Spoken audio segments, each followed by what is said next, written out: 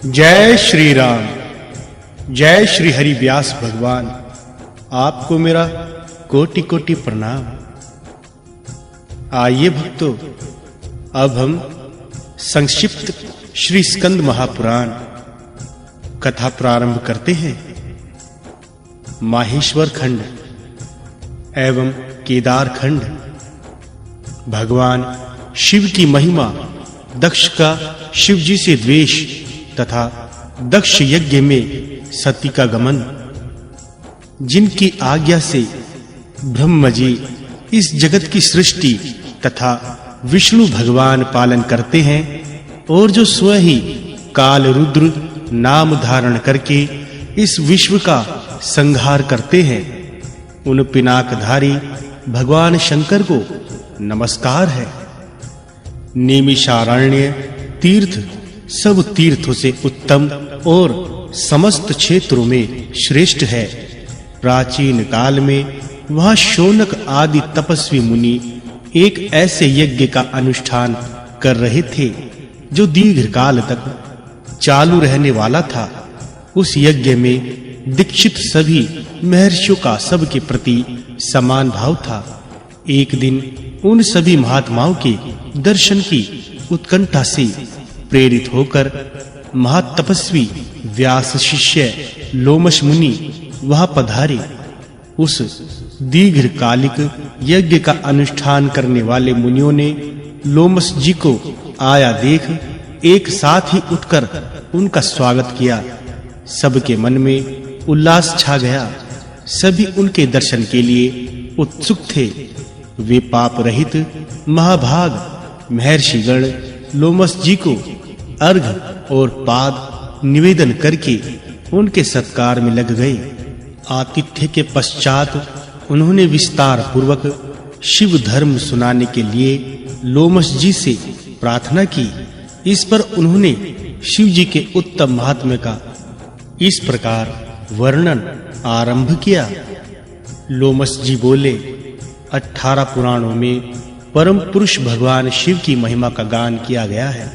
अतः शिव जी के महात्म्य का पूर्णतया वर्णन कोई भी नहीं कर सकता।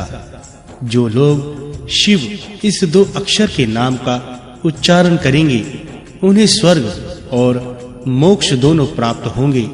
इसमें तनिक भी संदेह नहीं है। महादेव जी देवताओं के पालक और सबका शासन करने वाले हैं। वे बड़े उदार ओढ़रदानी हैं।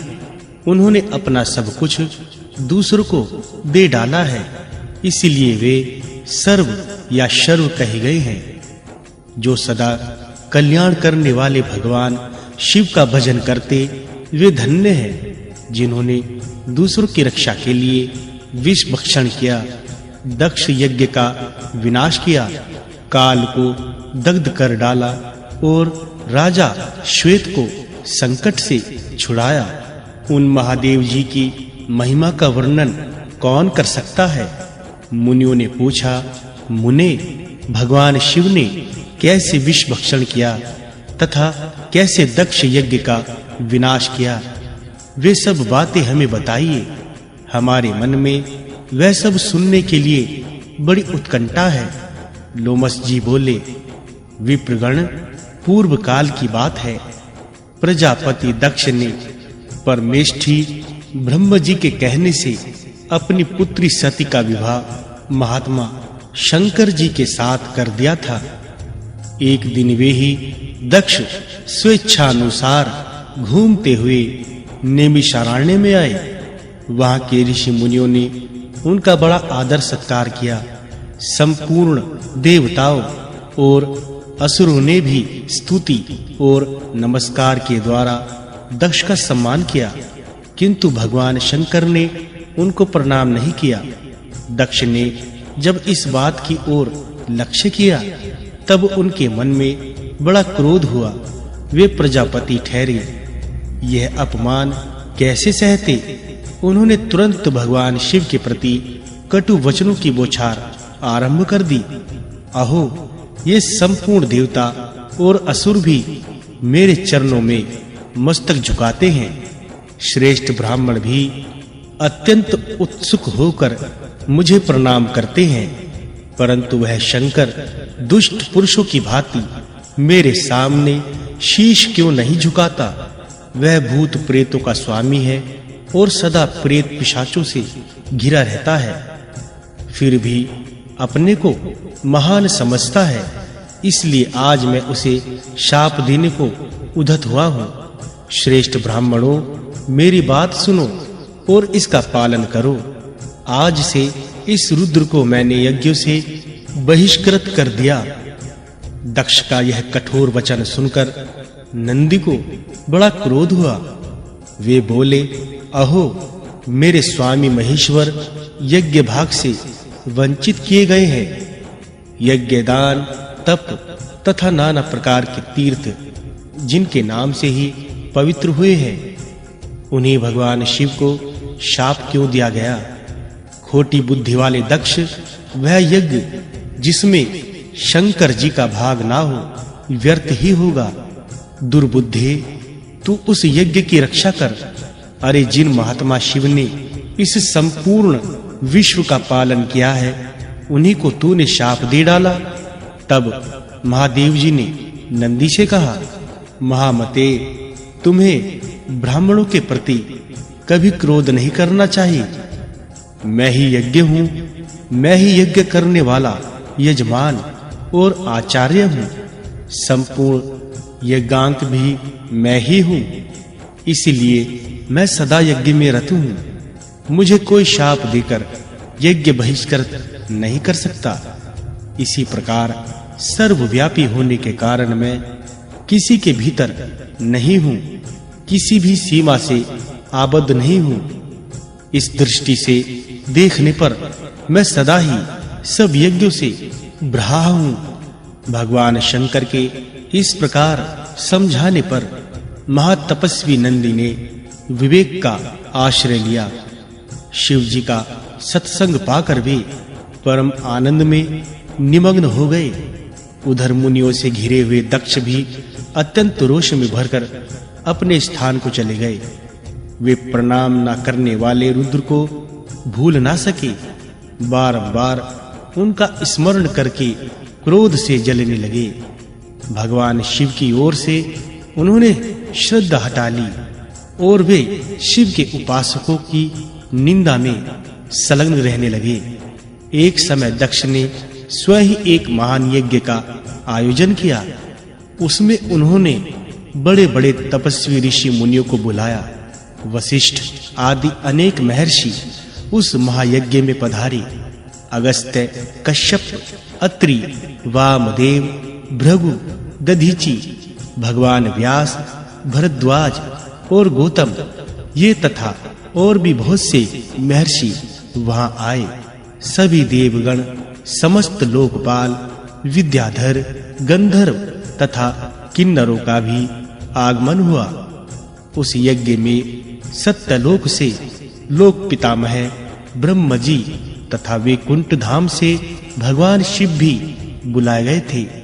इंद्राणी के साथ देवराज इंद्र, रोहिणी के साथ चंद्रमा तथा अपनी प्रिया के साथ वरुण देव भी आए थे।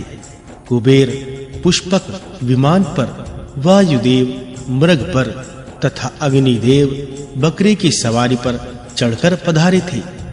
नेगृत्य कोण के अधिपति नेगृति प्रेत के कंधे पर बैठकर आए थे। इस प्रकार सब लोग दक्ष की यज्ञशाला में उपस्थित हुए। दक्ष ने सबका सत्कार किया।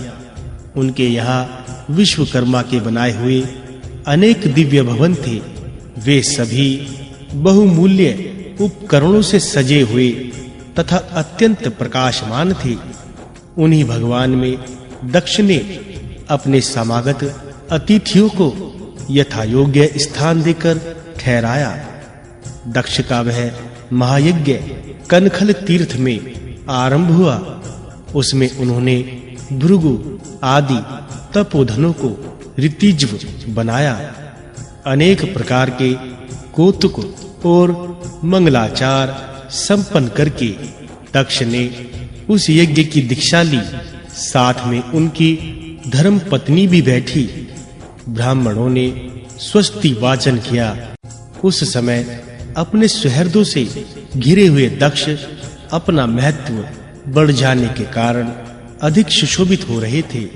इसी समय महर्षि दधीचि ने वहां दक्ष से इस प्रकार कहना आरंभ किया, प्रजापते, ये देवेश्वरगण, ये बड़े-बड़े महर्षि तथा लोकपाल भी तुम्हारे यज्ञ मंडप में पधारे हैं, तो भी पिनाक पाणी महादेव शंकर के बिना यह यज्ञ अधिक शोभा नहीं पा रहा है, जिनके बिना मंगल भी अमंगल रूप में ही परिणित हो जाते हैं तथा जिन त्रिनेत्रधारी भगवान के अधिकार में आने पर अमंगल भी तत्काल मंगल के रूप में बदल जाते थे, वे अब तक यहाँ क्यों नहीं दर्शन दे रहे हैं?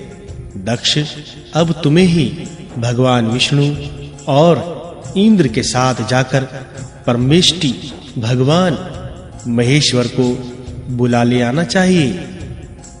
उन योगी शंकर की उपस्थिति से यह सब कुछ पवित्र हो जाएगा, जिनके स्मरण तथा नामोच्चारण से सब पुण्यमय हो जाता है।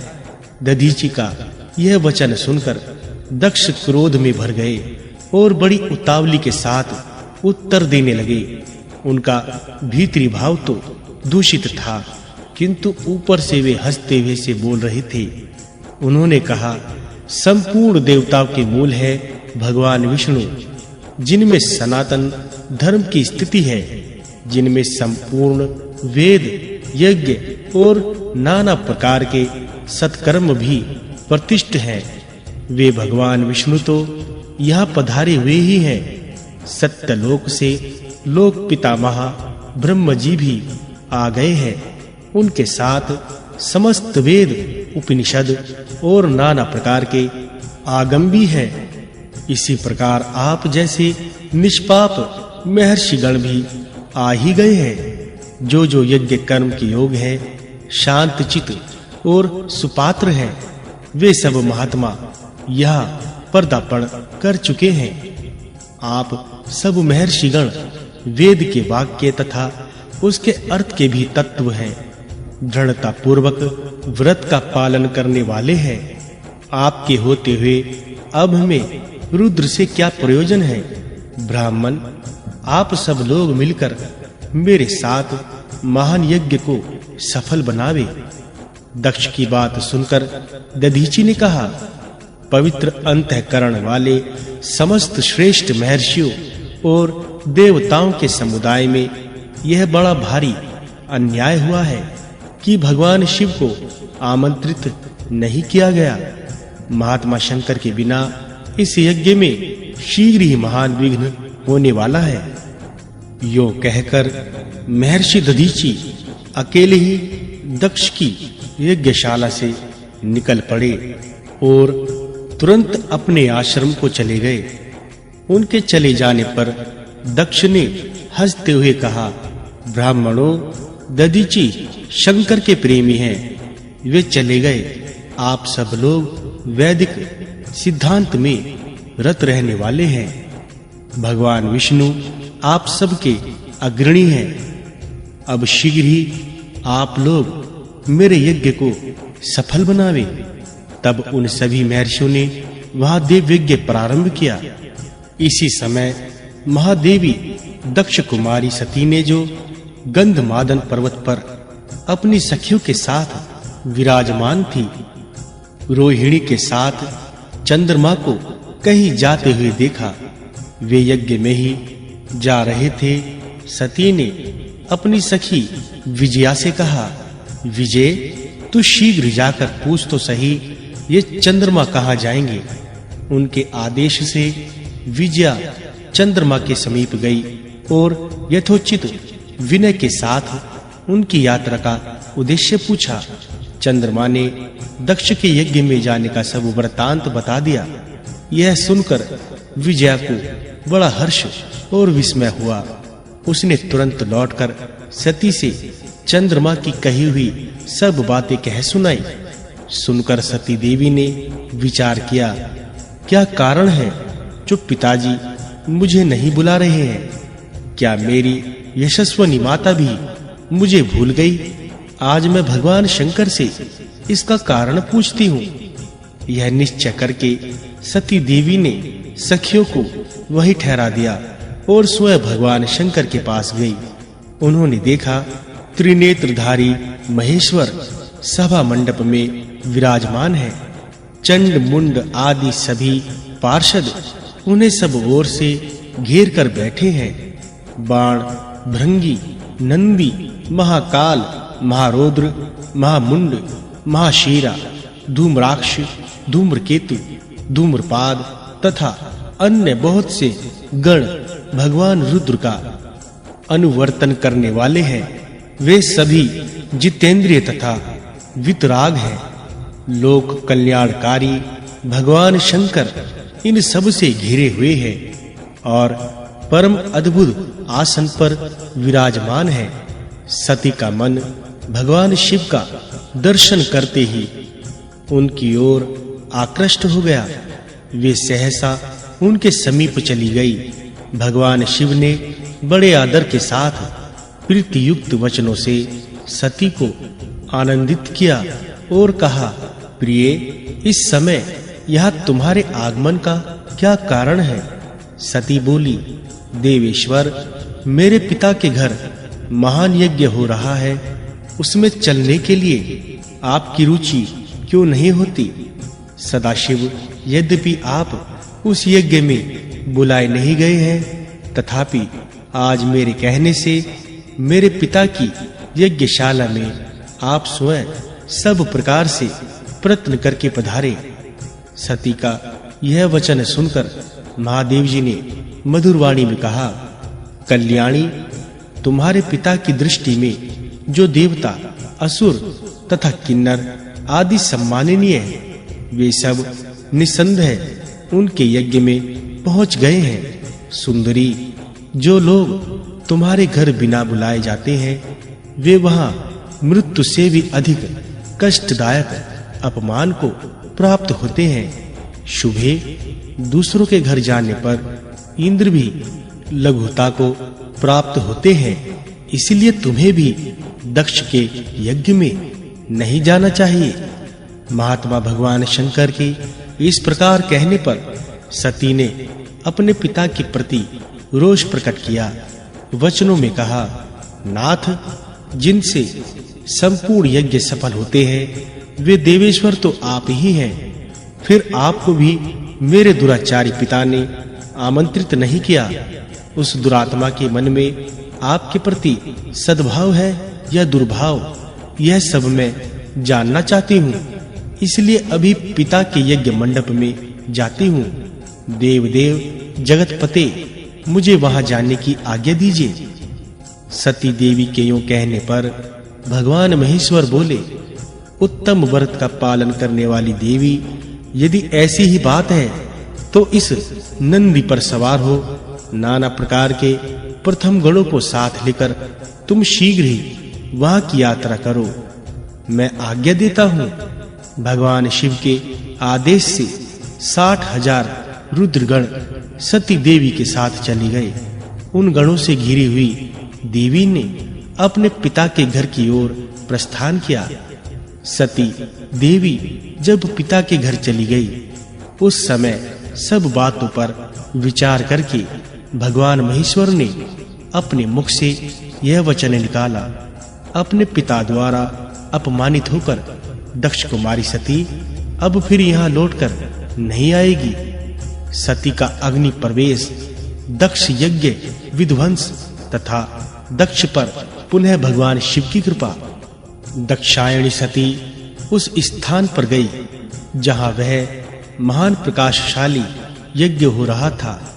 नाना प्रकार के आश्चर्य में कौतूहल से परिपूर्ण पिता के उस भवन को देखकर सती देवी द्वार पर ही ठहर गई और परम सौभाग्यवान नंदी की पीठ से उतरकर इधर-उधर दृष्टि डालने लगी। उन्होंने माता-पिता, सुहृद, संबंधी तथा बंधु बांधवों को देखा। माता-पिता को मस्तक झुकाकर वे बड़ी प्रसन्न हुई। फिर अपने अभिमत प्रस्ताव के अनुरूप वचन बोली, पिताजी, जिनसे यह संपूर्ण चराचर जगत पवित्र होता है, उन परम कल्याणमय भगवान शंकर को आपने क्यों नहीं बुलाया? फिर ऋषियों को संबोधित करके कहा, भृगु जी, क्या आप अपने भगवान शिव को नहीं जानते? महामते कश्यप, क्या आप भी महादेव जी से अपरिचित हैं? अत्रि वशिष्ठ, कर्णवी जी, क्या आप भी महेश्वर की महिमा नहीं जानते? इंद्र, इस समय तुम्हारा क्या कर्तव्य है? भगवान विष्णु, आप तो परमेश्वर महादेव जी को अच्छी तरह जानते हैं। ब्रह्मा जी, क्या आपको महादेव जी के पराक्रम का ज्ञान नहीं है? सती की बात सुनकर दक्ष ने कुपित होकर कहा, भद्रे, तुम्हारे भूत बातें बनाने से क्या होगा? इस समय यहाँ तुम्हारी कोई आवश्यकता नहीं है। ठहरो या चली जाओ। तुम यहाँ आई ही क्यों? तुम्हारा पति जो शिव कहलाता है, अमंगल का मूर्तिमान स्वरूप है, कुलीन भी नहीं है, वेद से बहिष्कृत है। वह भूत प्रेत और पिशाचों का राजा है। इसीलिए इस यज्ञ के निमित्त उसको आमंत्रित नहीं किया गया है। विश्ववंदिता सती अपने पिता को शिव की निंदा में संलग्न देख अत्यंत क्रोध में भर गई और सोचने लगी, जो महादेव जी की निंदा करता तथा जो उनकी निंदा होती देख चुपचाप सुनता है, वे दोनों नरक में जाते हैं और जब तक सूर्य चंद्रमा की स्थिति है तब तक उस नरक में ही पड़े रहते हैं। अतः अब मैं इस देह को त्याग दूंगी, अग्नि में प्रवेश कर जाऊंगी। इस प्रकार विचार करती हुई सती शिव, रुद्र आदि नामों का उच्चारण करने लगी और अग्नि में प्रवेश कर गई। वह देख उनके साथ आए हुए समस्त शिवगण हाहाकार करने लगे। ऋषि इंद्र आदि देवता, मरुदगण, विश्वदेव, अश्वनी कुमार तथा संपूर्ण लोकपाल अवाक हो गए। दक्ष यज्ञ में सम्मिलित हुए सभी ऋषि मुनि इस घटना से भयभीत हो उठे। इसी बीच में महात्मा नारद जी ने महादेव जी के पास जाकर दक्ष की सारी करतूतें कह सुनाई। सुनकर भयंकर पराक्रम प्रकट करने वाले परम क्रोधवान जगदीश्वर भगवान रुद्र बहुत ही कुपित हुए। लोक संहारकारी रुद्र ने अपनी जटा उखाड़कर उसे पर्वत के शिखर पर क्रोध पूर्वक दे मारा। जटा उखड़ने से महायशस्वी वीरभद्र प्रकट हुए। साथ ही करोड़ों भूतों से घिरी हुई कालिका भी प्रकाट्य हुआ। महात्मा रुद्र के क्रोध और निश्वास से सैकड़ों प्रकार के ज्वर तथा 13 प्रकार के सन्निपात रोग उत्पन्न हुए। वीरभद्र ने भयंकर पराक्रमी रुद्र से निवेदन किया, प्रभु शीघ्र आज्ञा कीजिए, इस सेवक से क्या काम लेना है? भगवान रुद्र ने आज्ञा दी, महाभाव वीर, शीघ्र जाओ और दक्ष यज्ञ का विनाश करो। देवाधिदेव शूलपाणी महादेव जी की यह आज्ञा शिरोधार्य करके महातेजस्वी वीरभद्र समस्त भूतों से घिरे हुए दक्ष यज्ञ की ओर चल दिए। उनके साथ कालिका देवी भी थी। उसी समय दक्ष के यहाँ सहसा अपशकुन प्रकट होने लगे। धूल और कंकड़ों से भरी हुई रुक्ष वायु चलने लगी। मेघ रक्त की वर्षा करने लगे। संपूर्ण दिशाओं में अंधकार छा गया। पृथ्वी पर सहस्त्रश उल्कापात होने लगे। इस प्रकार के अनिष्ट सूचक उत्पात वहां देवता आदि को दिखाई दिए। दक्ष को भी बड़ा भय हुआ। वे भगवान विष्णु की शरण में गए और विनय पूर्वक कहने लगे, महाविष्णु, आप हमारे परम गुरु हैं, रक्षा कीजिए, रक्षा कीजिए। सुर श्रेष्ठ आप ही यज्ञ हैं। इस महान भय से मुझे मुक्त कीजिए। दक्ष के इस प्रकार प्रार्थना करने पर भगवान मधुसूदन ने कहा, ब्राह्मण, इसमें संदेह नहीं है कि मुझे तुम्हारी रक्षा करनी चाहिए, किंतु तुमने धर्म को जानते हुए भी महेश्वर की अवहेलना की है। महेश्वर की अवज्ञा से तुम्हारा सब कुछ निष्फल हो जाएगा। जहाँ अपूज्य व्यक्तियों का पूजन होता है तथा पूजनीय महात्मा का पूजन नहीं किया जाता, वहाँ 3 संकट अवश्य प्राप्त होंगे, दुर्भिक्ष, मृत्यु तथा भय। इसीलिए सब प्रकार से यत्न करके भगवान शंकर को मनाना चाहिए। तुम्हारे यज्ञ में महेश्वर का सम्मान नहीं किया गया है, इसी कारण यह महान भय उपस्थित हुआ है। इस समय तो हम सब लोग मिलकर भी इस भय का निवारण करने में समर्थ नहीं है। यह सब कुछ तुम्हारी दुर्नीति के कारण हो रहा है। भगवान विष्णु का यह वचन सुनकर दक्ष चिंतित हो उठे। उनका मुंह सूख गया। इतने में ही अपनी सेना से घिरे हुए महातेजस्वी वीरभद्र भी आ पहुंचे। उनके साथ काली, कात्यायनी, ईशानी, चामुंडा, मर्दनी, भद्रकाली, भद्रा, त्वरिता तथा वैष्णवी, ये 9 दुर्गाएं तथा भूतों का महान समुदाय भी था। शाकिनी, डाकिनी, भूत, प्रमथ, गृहाक, कुष्मांड, करपट, बटुक, ब्रह्म राक्षस, भैरव, क्षेत्रपाल, राक्षस, यक्ष, विनायक तथा 64 योगिनियों का मंडल, ये सब उस महान प्रकाशमय यज्ञ मंडप में सहसा प्रकट हो गए। भगवान शंकर के उन पार्षदों ने देवताओं के साथ युद्ध आरंभ किया। लोकपाल सहित देवताओं ने भी शिव गणों पर अस्त्र शस्त्रों से प्रहार किया। यद्यपि वे लाखों की संख्या में थे, तथापि इंद्र आदि लोकपालों ने उन्हें रण से विमुख कर दिया। उस समय देवताओं की विजय और यजमान के संतोष के लिए महर्षि भृगु ने शिव गणों के प्रति उच्चाटन का प्रयोग किया था। इसी से उस समय देवता विजय हुए। अपने सैनिकों की पराजय देखकर वीरभद्र को बड़ा क्रोध हुआ। उन्होंने भूतों, प्रेतों और पिशाचों को पीछे करके वृषभास्य को आगे किया और स्वयं भी आगे आ गए।